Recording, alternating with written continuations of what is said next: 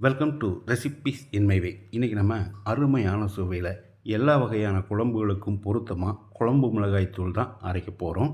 இதை எப்படி செய்கிறது, இதுக்கு தேவையான பொருட்கள் என்ன பார்க்கலாம் வாங்க. 1/4 கிலோ மல்லியையும் 1/4 கிலோ வரமிளகாயையும் வெயிலில் நல்லா காய வச்சு எடுத்து வச்சுருக்கேன். பார்த்தாலே தெரியும், சடசடன்னு இந்த மாதிரி ஒடியணும். பேனில் 50 கிராம் அளவுக்கு கடலைப்பருப்பு போட்டுக்கலாம். ஒரு கைப்பிடி அளவு இருக்கும். கருகாத அளவுக்கு அளவான தீயிலேயே இதை வறுக்கணும். 1 நிமிஷம் வறுத்துக்கலாம். 1 நிமிஷம் வறுத்துட்டோம். இப்போ இதோட அதே அளவுக்கு துவரம்பருப்பு மறுபடியும் 1 நிமிஷம் அளவான தீயிலேயே வறுத்துக்கலாம்.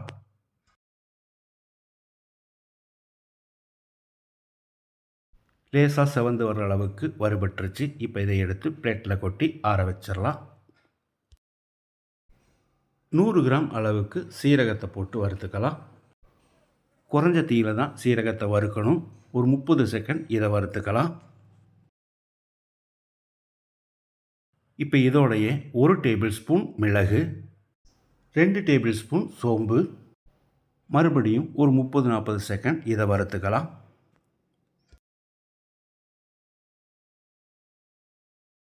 கருகாத அளவுக்கு வறுத்துட்டோம். இப்போ இதையும் எடுத்து பிளேட்டில் கொட்டிடலாம்.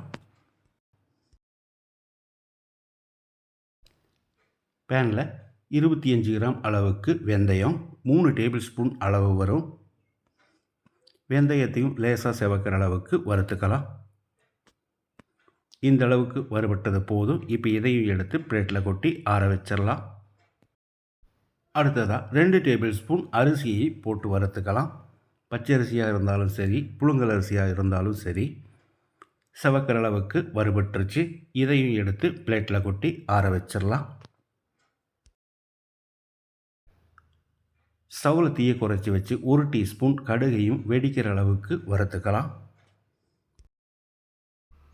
கடுகு வெடிக்கிற அளவுக்கு வறுபட்டுருச்சு. இதையும் எடுத்து பிளேட்டில் கொட்டிடலாம். குறைஞ்ச தீயிலேயே 1 டேபிள் ஸ்பூன் கசகசாவையும் சேர்த்து ஒரு 10 செகண்ட் பிரட்டி எடுத்துக்கலாம்.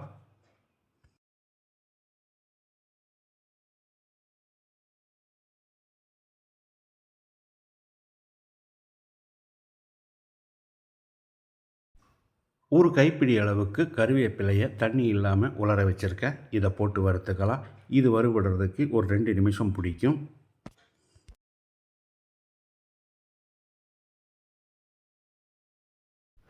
கருவேப்பிலை இந்த மாதிரி முறுமுறுப்பாக வர்ற அளவுக்கு வறுக்கணும். இப்போ இதையும் எடுத்து பிளேட்டில் கொட்டி ஆற வச்சிடலாம்.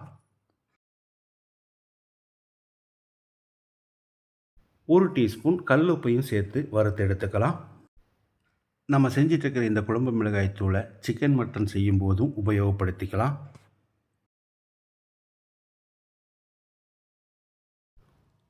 ஒரு சின்ன நெல்லிக்காய் அளவு பெருங்காயத்தை உடைச்சி வச்சுருக்கேன். இதை போட்டுக்கலாம். 1 நிமிஷம் இதை நல்லா வறுக்கணும். பெருங்காயம் பொரிஞ்சு வர்ற அளவுக்கு வறுபட்டுருச்சு. இதையும் எடுத்து பிளேட்டில் கொட்டிடலாம். இதோடைய 1 டேபிள் ஸ்பூன் அளவுக்கு விரலி மஞ்சளை நான் வீட்டிலேயே அரைச்சி வச்சுருக்கேன். அதையும் போட்டு கலந்துக்கலாம். இப்போ இது எல்லாத்தையும் மிஷினில் கொடுத்து அரைச்சி எடுத்துக்கலாம். மிஷினில் கொடுத்து அரைச்சிட்டு வந்துட்டோம்.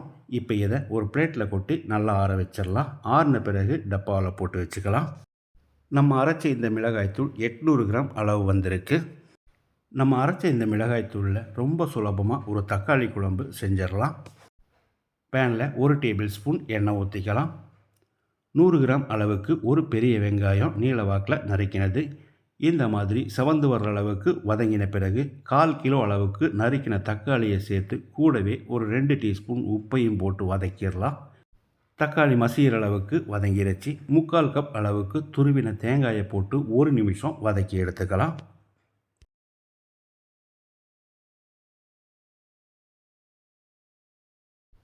இது நல்லா ஆறின பிறகு மிக்ஸி ஜாரில் போட்டு நம்ம அரைச்சிட்டு வந்த மிளகாய்த்தூளில் 3 டேபிள் ஸ்பூன் போட்டுக்கலாம். காரம் குறைவாக வேணும்னா கொஞ்சம் கம்மி பண்ணிக்கோங்க, அல்லது அதிகமாக வேணும்னா இன்னும் கொஞ்சம் சேர்த்துக்கோங்க.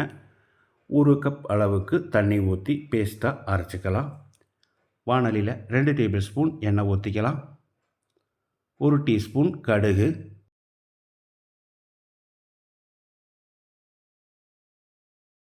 கடுகு பொரிஞ்சிருச்சு. ஒரு கொத்து கருவேப்பிலையை போட்டுக்கலாம். இதோட நம்ம அரைச்ச மசாலாவை ஊற்றிடலாம்.